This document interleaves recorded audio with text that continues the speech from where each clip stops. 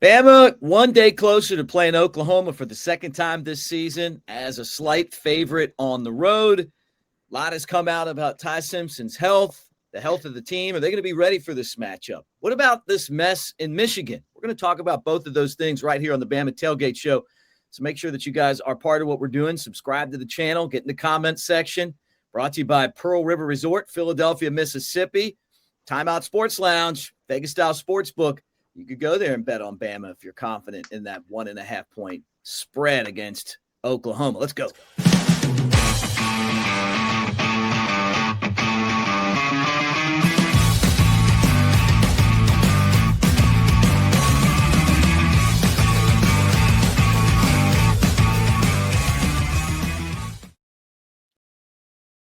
All right, what do you say, everybody? Roll Tide. There he is, Alphonse Taylor. You know him as Shank, number 50, like the state of Hawaii. I'm Mick Gillespie, hanging out with you guys today, talking Bama football. Good to see you, Shank. Oh man, it's good to be back here with you, Mick. Man, we got a lot to talk about today. Yeah, I know.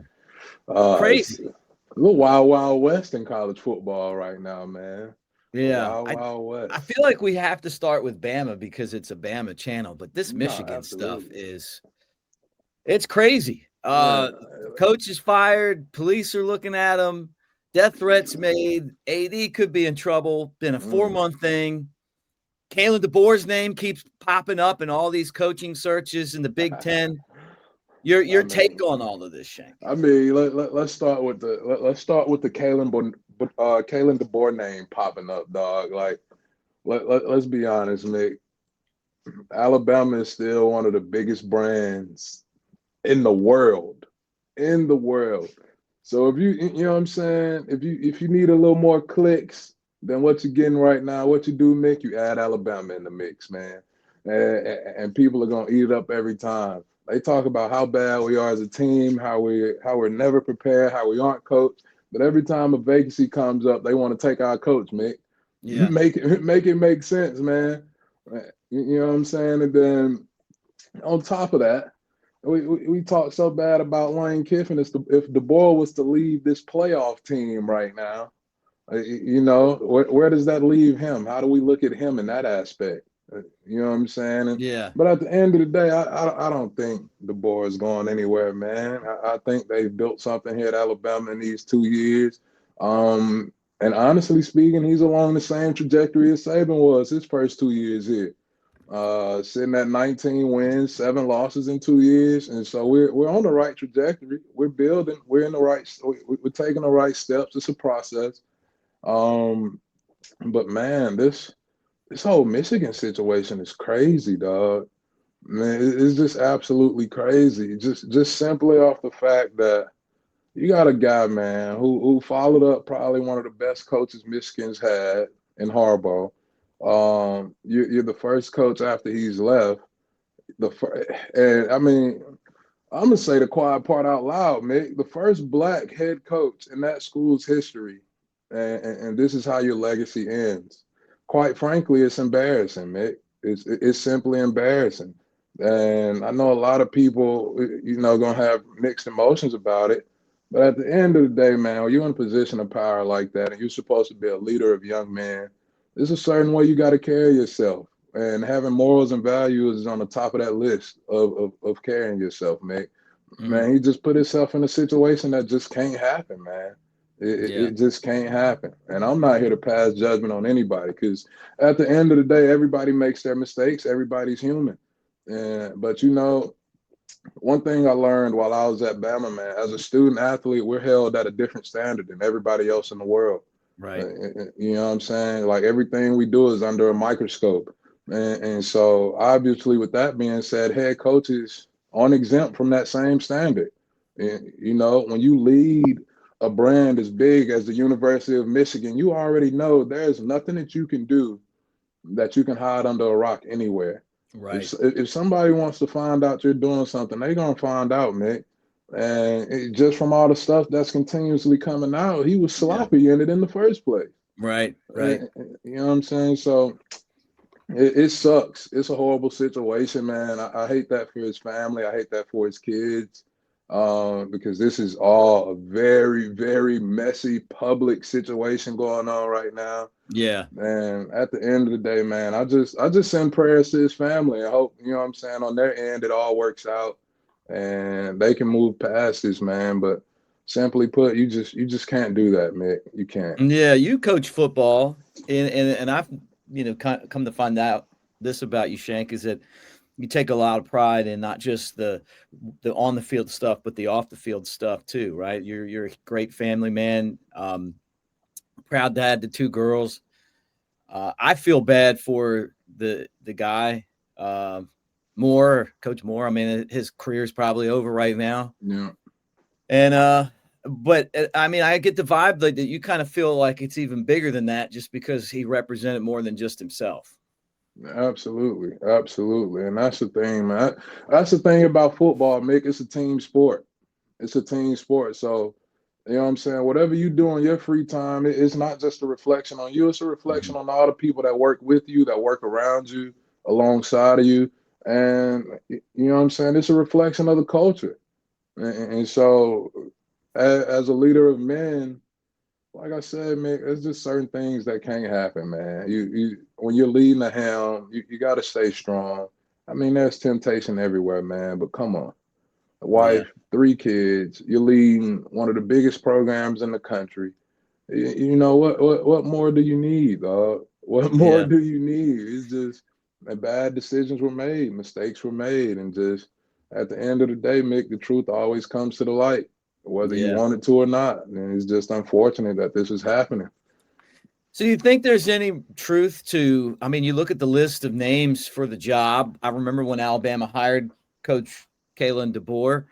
It was before Michigan had made their hire, but they just promoted from within, and his name was at the top of their list. And All right. then he comes to Alabama. And it hasn't been easy. Florida, the week after the Florida State game, I don't think people were looking at him. They were looking at Greg Byrne. Had Bama lost to Auburn, like I don't Yeah. think anybody's looking at him right now and feeling like this. But maybe there are some people that would like to see him go. I hope he stays. You hope he stays. But do you think there's any truth to him possibly being interested in Michigan, other than his name being at the top of the list to go to Michigan? I don't think so, man, because look what he's built at Bama in these 2 years. You know what I'm saying? He has a respectable culture. He's a respectable leader at a respectable institution. And then you look at Michigan, man, two of the biggest scandals in college football have happened at Michigan That's true. in the most recent time. And so I don't know any coach that'll be willing to part from what he's built at Alabama, the good graces that he has right now, to go be a part of that shit show, quite frankly. Because Yeah. that's what it is, mate. Because that type of stuff doesn't handle that type of stuff doesn't happen under leadership's eye. I'm talking about the very top, Mick, from the AD down. Like, you can't tell me they didn't know all this stuff was going on, man. And just why would you want to be a part of that? I mean, Yeah. it's just at this point, being a part of Michigan football is nothing to be proud of. It's just because of all the stuff that's coming out and how long this has allegedly transpired. You know what I'm saying? That they're saying that this has been going on for over 4 months, Mick, and then you decide right after signing day is over to go ahead and put your plans into effect, get the coach going. Well, that's a little deceitful. Yeah. Right. You don't think these parents and players would have wanted to know that my potential head coach is actually not the stand-up guy that I thought he was. Yeah. You know what I'm saying? So Michigan is not without fault in this, man. At the end of the day, they enabled it.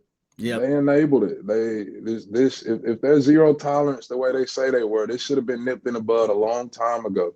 Could And have been. it should have been, and it should have never made it this far. And just like I said, Mick, the whole situation is sad and it's very bizarre. How it's all coming out and how it's all happening, man. And I wish better for him. I pray better for him, but Yeah.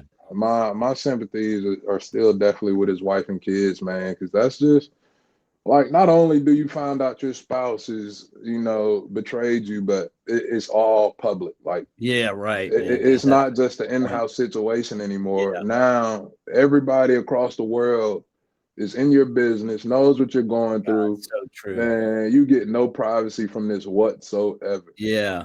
Hey, we've Mm-mm. all been, I would say most of you guys, including me, all know how this feels. Yeah, And it's bad on either side of it, right? Like, it Sherrone definitely is. Moore feels, his life just collapsed.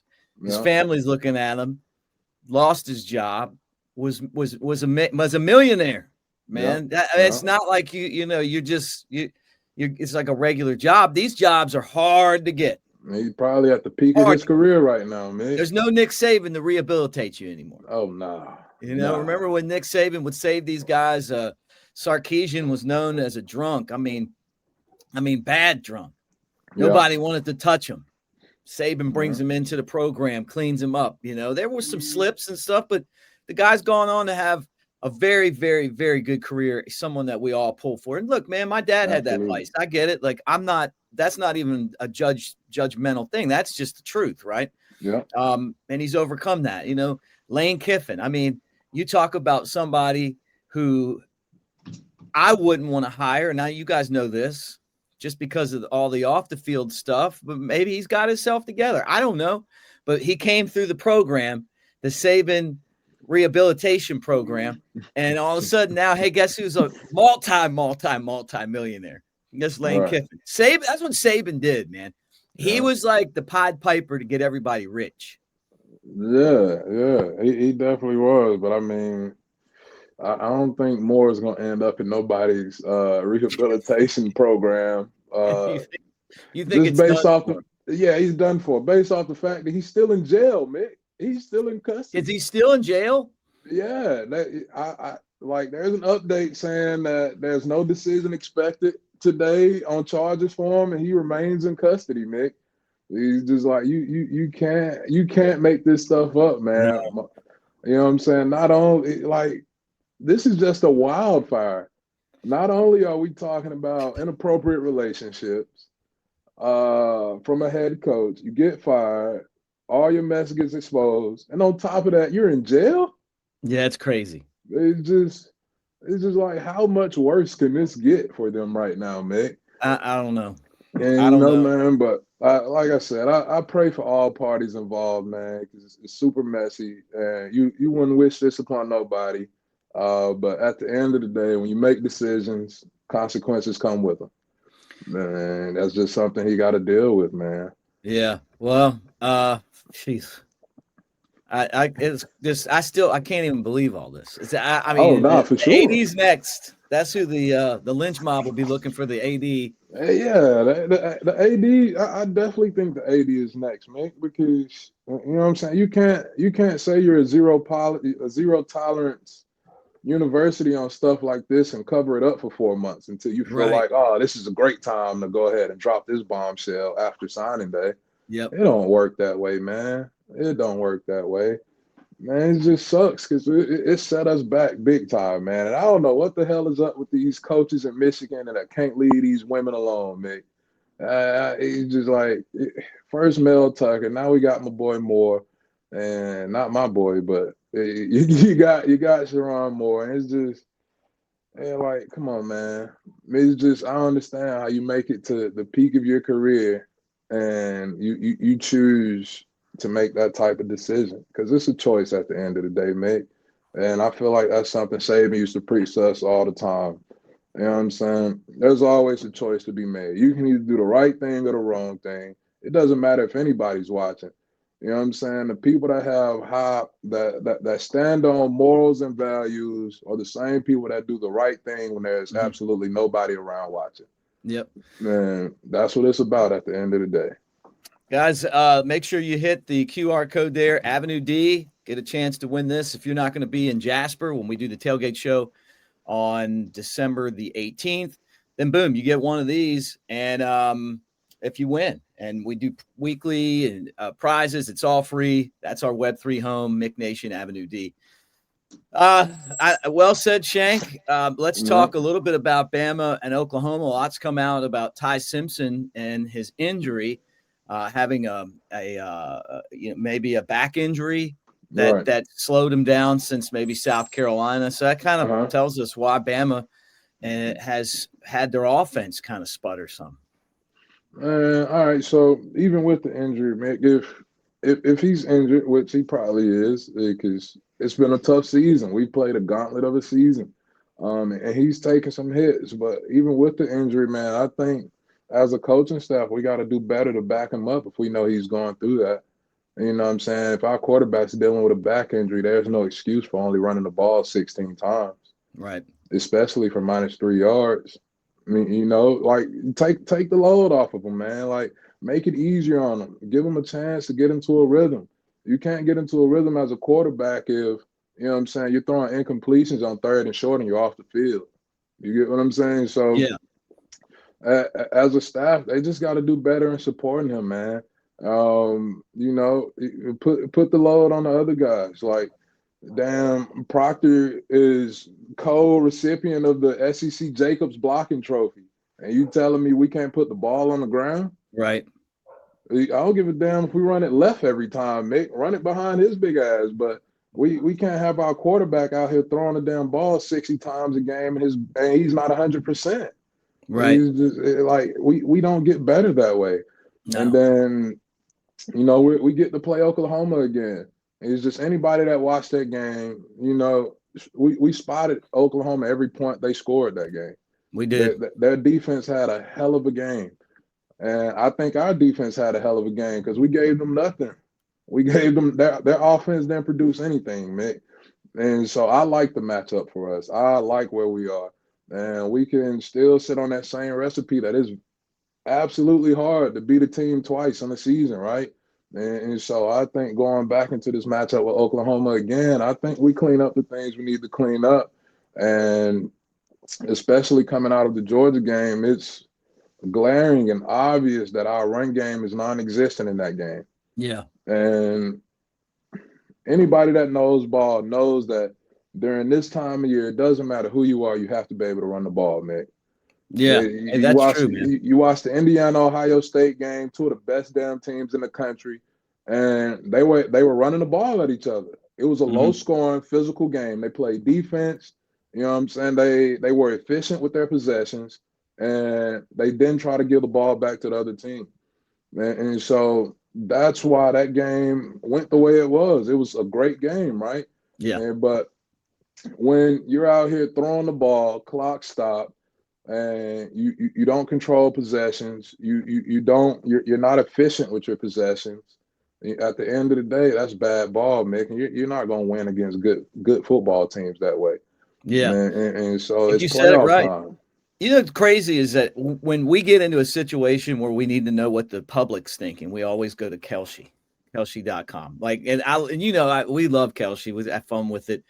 It's legal in all 50 states. They get better odds, right? It's basically an Yeah. exchange market of things, not just football, but politics, economy, Oscars, grammars. I say it every time. Grammys, pop culture, all that stuff. It's live on Robinhood too. I mean, it's anywhere you want to go, but Right. it's basically like live trading. And when I put this up, this is what the public thinks right now. $100,000 have been exchanged on Bama, Oklahoma. It's 50-50. Oh, wow. That's crazy, right? Like right Oh, down the wow. middle. So it's like Oklahoma's defense against Alabama's offense/injuries, right? Right. Can Bama play a game where they don't make mistakes because that's how Oklahoma wins? Or is Bama going to go in there and play the game that they played last time, just not turn it over and win?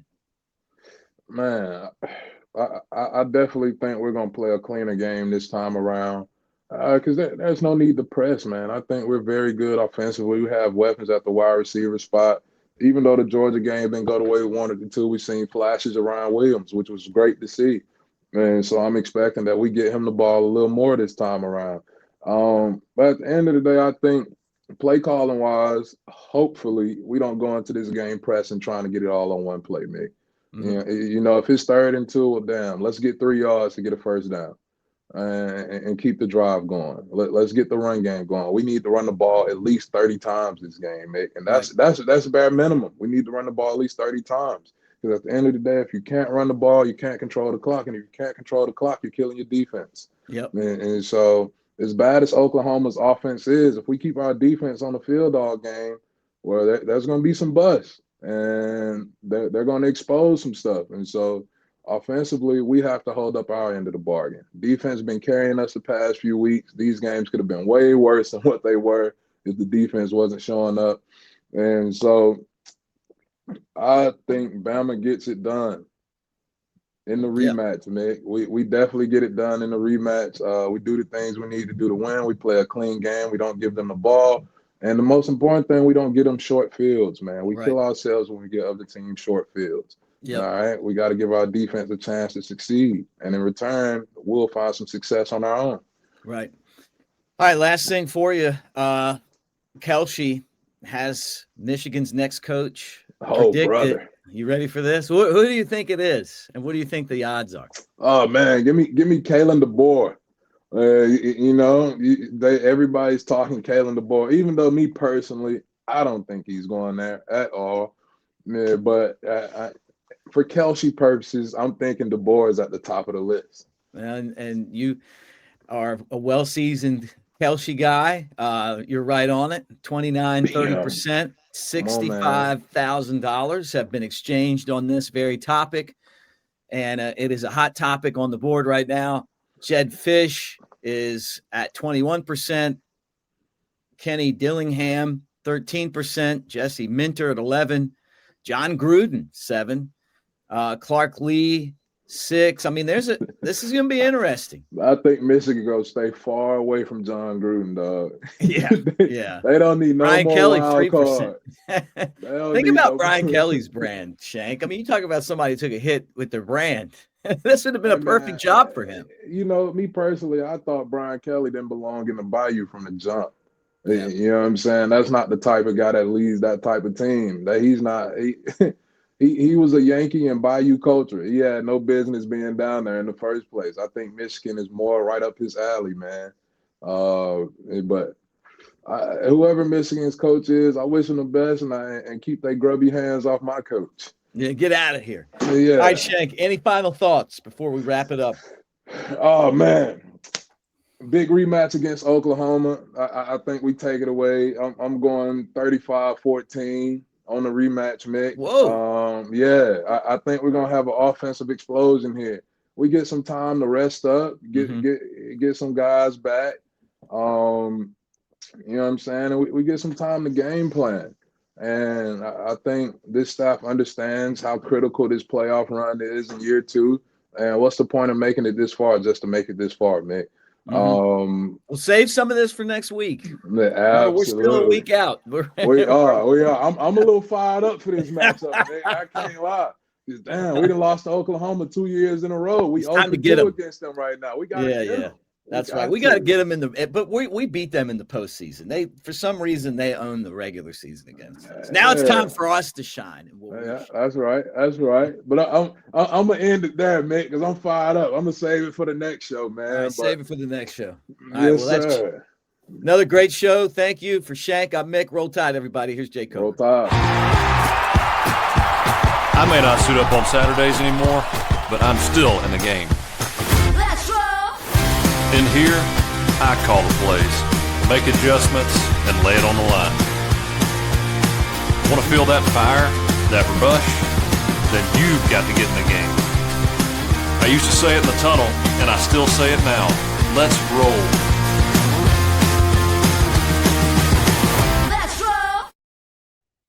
In some places, football is a sport, and Alabama is a fine art. New Life Art is now accepting pre-orders for Daniel A. Moore's next Crimson Classic, the Crispy Screen, guys. What a name to commemorate the Fat Boys. This masterwork commemorates the screen pass to Caden Proctor that outsmarted Kirby and the Georgia defense. Proctor's catch and bulldog dozing run set up Ty Simpson's 3-yard touchdown just before the half, which was a big score for us, guys. Visit Daniel Moore art.com to see the artist's preliminary sketch and take advantage of a special pre-publication pricing for the crispy screen. Go ahead, get into that. Go get you one of those Kane Proctor prints. I'm super excited to get mine in because he's living a dream of all the fat boys. And go look up that crispy screen and get you one, guys. We're presented by Bod Coach, and you can tell I'm slimming up over here, and it's because of Bod Coach. This is absolutely amazing. It's your personal trainer that is with you 24/7.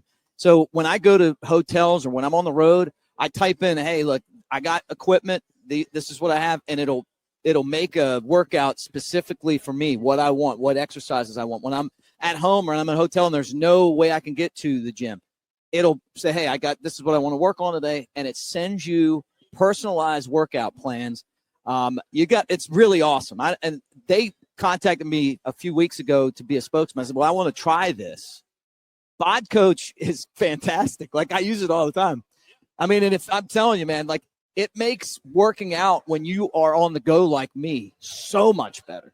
Just because I don't always know I didn't play football at Alabama. I didn't have Scott Cochran yelling, "Yeah, yeah, yeah," and telling me what workouts to do.